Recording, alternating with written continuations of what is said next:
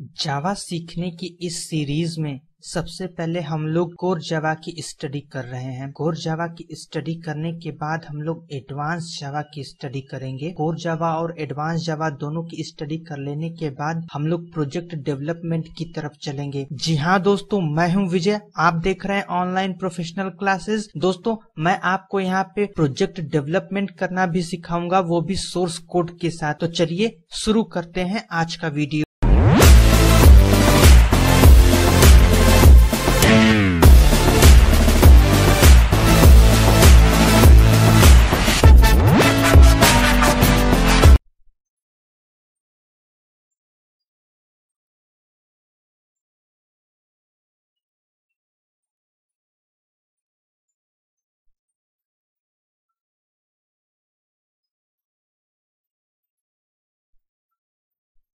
Hello दोस्तों, मैं हूं विजय और आप देख रहे हैं ऑनलाइन प्रोफेशनल क्लासेस। दोस्तों, पिछले वीडियो में हम लोगों ने देखा था कि जावा ऑपरेटर क्या होता है, लेकिन वहां पे हमने सिर्फ और सिर्फ थ्योरेटिकल पार्ट ही देखा था, न कि प्रैक्टिकल। तो इस वीडियो में हम लोग जावा ऑपरेटर के प्रैक्टिकल पार्ट को हम लोग देखने वाले हैं। यहाँ पे आप देख सकते हैं कि मैंने कुछ कोडिंग लिखी हुई है ताकि मैं जावा के ऑपरेटर को अच्छी तरीके से आपको समझा सकूं। तो पहले इसको मैं प्रैक्टिकली परफॉर्म करा लेता हूं, देख लेते हैं कि ये प्रोग्राम रन होता है या नहीं। फिर उसके बाद मैं आपको ये प्रोग्राम समझा दूंगा। मैंने ये प्रोग्राम जी ड्राइव में सेव किया है, जी ड्राइव में जावा नाम के फोल्डर में, जावा सी बेसिक।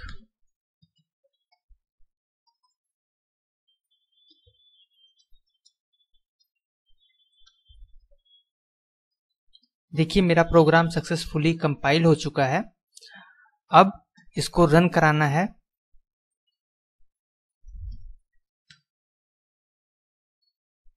ये देखिए, मेरा प्रोग्राम सक्सेसफुली रन हो चुका है। आप देख सकते हैं कि इस प्रोग्राम को मैंने दो पार्ट में डेवलप किया है। एक तो इंटीजर अरिथमेटिक का बेसिक ऑपरेशन में दिखा रहा हूं और दूसरी फ्लोटिंग पॉइंट का दिखा रहा हूं। तो सबसे पहले मैं अपने प्रोग्राम में से फ्लोटिंग पॉइंट को कंप्लीटली हाइड कर देता हूं।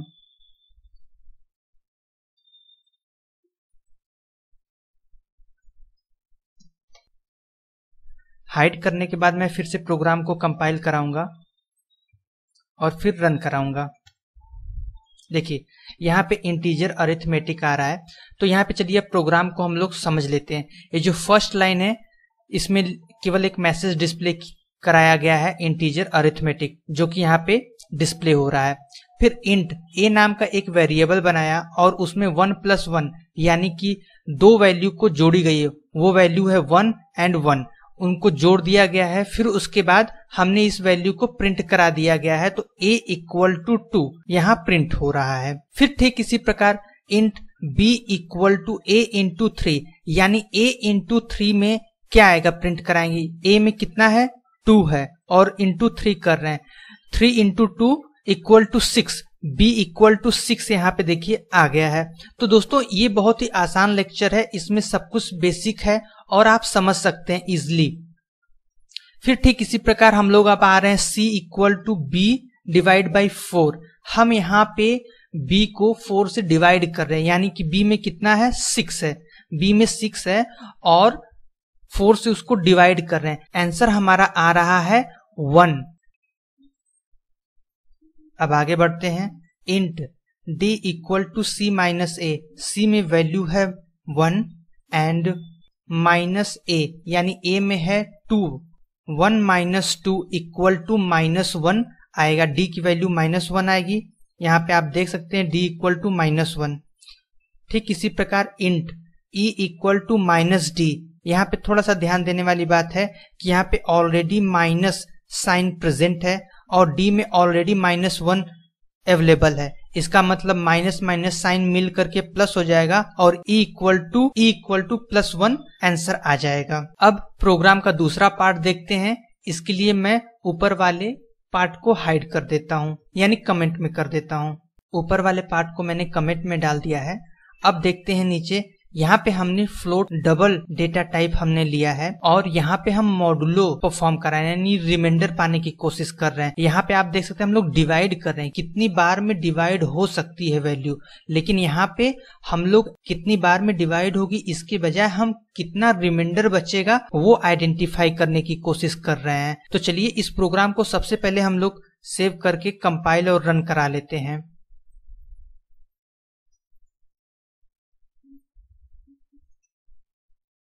ये देखिए हमारा प्रोग्राम सक्सेसफुली रन हो चुका है। यहाँ पे फ्लोट FA42 लिया था हमने और उसको परसेंट के साइन से मॉडुलस यानी कि रिमाइंडर पाने की कोशिश कर रहे हैं 10 से। तो 10 से जब हम डिवाइड करेंगे 42 को तो हमारा रिमाइंडर कितना आएगा 2, चूंकि 2.0 आ रहा है क्योंकि हमने यहाँ पे फ्लोट वैल्यू ली हुई है। आगे बढ़ते हैं, डबल डेटा टाइप का एक डबल डी वेरिएबल में वैल्यू अवेलेबल है 43.65। ओके, यहाँ पे हम फिर से इसको 10 से डिवाइड कर रहे हैं और हमारा जो रिमाइंडर हमारे पास आ रहा है इतना लंबा आ रहा है 3.649999 सो ऑन।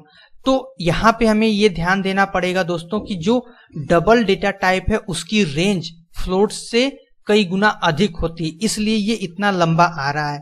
स्टूडेंट एक बात आप हमेशा याद रखिएगा कि फॉरवर्ड स्लैश का इस्तेमाल हम लोग डिवीजन देने के लिए करते हैं। इसका मतलब ये है कि वैल्यू कितने बार में डिवाइड हो जाती है। जैसे कि अगर 10 को हम 2 से डिवाइड करें तो वो 5 बार में 5 टाइम्स में पूरी तरीके से डिवाइड हो जाती है।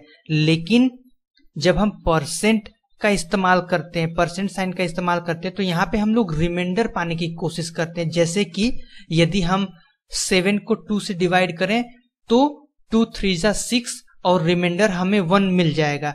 तो परसेंट साइन का इस्तेमाल हम लोग रिमाइंडर पाने के लिए करते हैं। ये बात आप हमेशा याद रखिएगा क्योंकि स्टूडेंट अक्सर इस दोनों में कंफ्यूज हो जाते हैं और गलत आंसर दे देते हैं।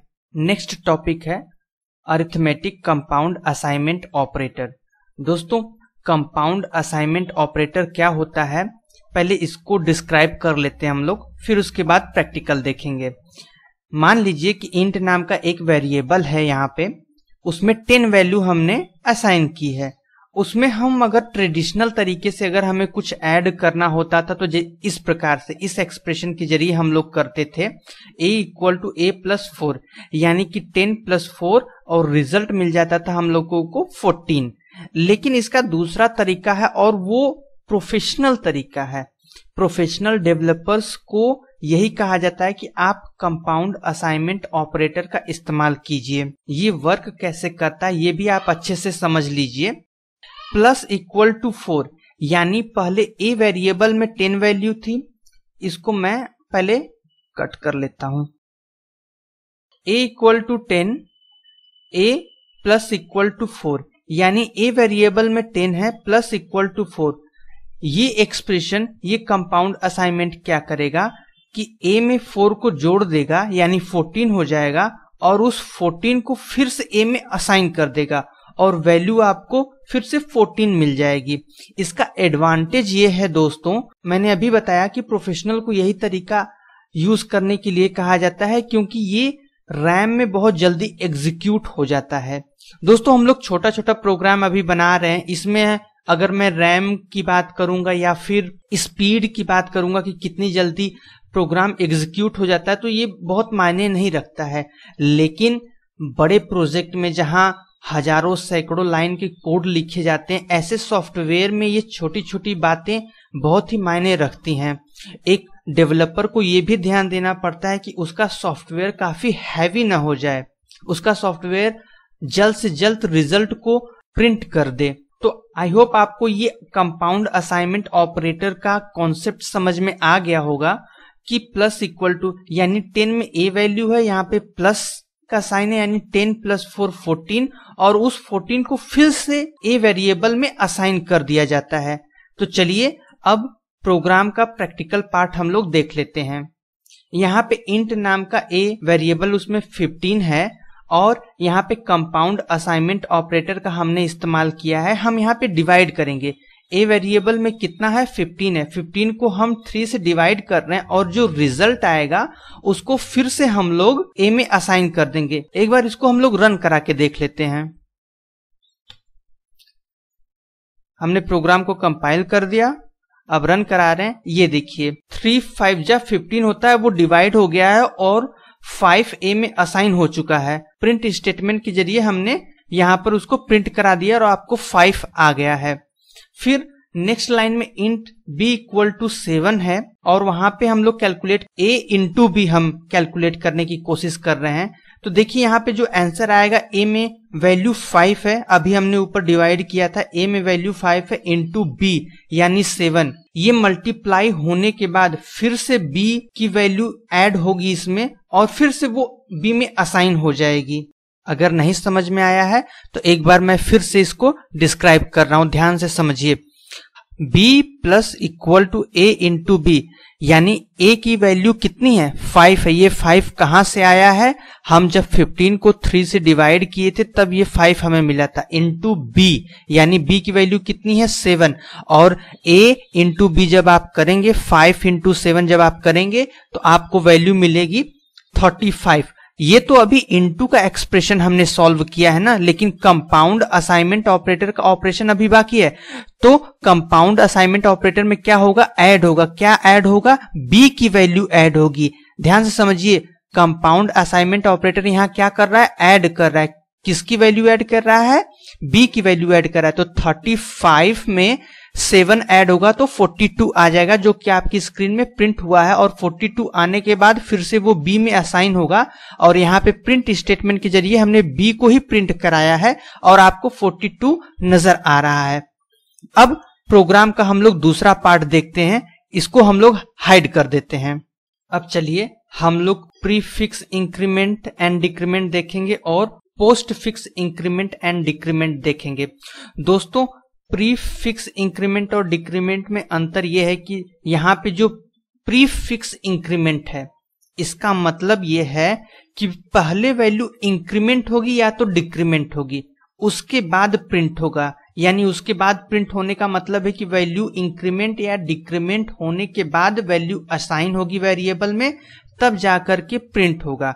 और पोस्ट फिक्स इंक्रीमेंट डिक्रीमेंट में क्या होता है कि पहले वैल्यू असाइन हो जाती है, पहले वैल्यू असाइन हो जाती है और जैसे ही वो असाइन होती है वो प्रिंट हो जाएगा पहले स्टेटमेंट में। तो आपको इंक्रीमेंट डिक्रीमेंट नहीं पता चलेगा पहली लाइन में, लेकिन उसके बाद जब आप प्रिंट कराएंगे तो आपको वैल्यू पता चलेगी कि इंक्रीमेंट हुआ है या डिक्रीमेंट हुआ है। अभी हम लोग इसका प्रैक्टिकल देख लेते हैं तो आपको और अच्छे से समझ में आ जाएगा। देखिए यहाँ पे एक वैल्यू है इंट x इक्वल टू 10 और y एक वेरिएबल x है जिसमें की वैल्यू 10 असाइन की गई है।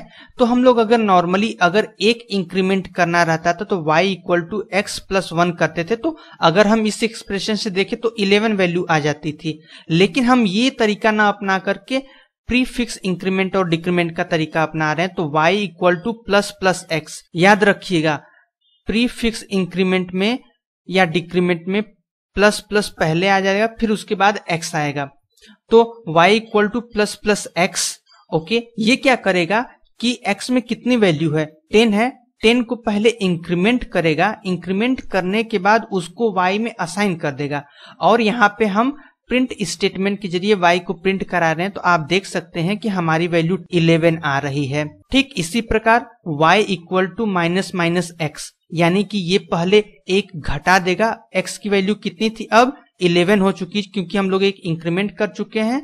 और 11 में एक जब डिक्रीमेंट करेगा तो y की वैल्यू क्या हो जाएगी 10। यहाँ पे आप देख सकते हैं 10 वैल्यू मिली हुई है। अब पोस्ट फिक्स इंक्रीमेंट और डिक्रीमेंट को देख लेते हैं। इंट r इक्वल टू 5 हमने असाइन किया हुआ है। नॉर्मली हम लोग ये देखते थे कि r equal to r plus 1 करते थे तो 11 आता था, लेकिन यहाँ देखिए इस हिसाब से अगर आप देखें तो यहाँ पर भी 11 आना चाहिए, लेकिन नहीं। पोस्ट फिक्स इंक्रीमेंट में क्या होता है कि पहले वैल्यू असाइन हो जाती है वेरिएबल में। पोस्ट फिक्स इंक्रीमेंट और डिक्रीमेंट में पहले वैल्यू वेरिएबल में असाइन हो जाती है और जैसे ही वो असाइन होती है वो प्रिंट हो जाता है। आप देख सकते हैं यहाँ पर आंसर में कि यहाँ पे हमने जब इंक्रीमेंट किया है तो वैल्यू हमें 6 मिलनी चाहिए थी, लेकिन आया है 5, पुरानी वैल्यू ही आई है।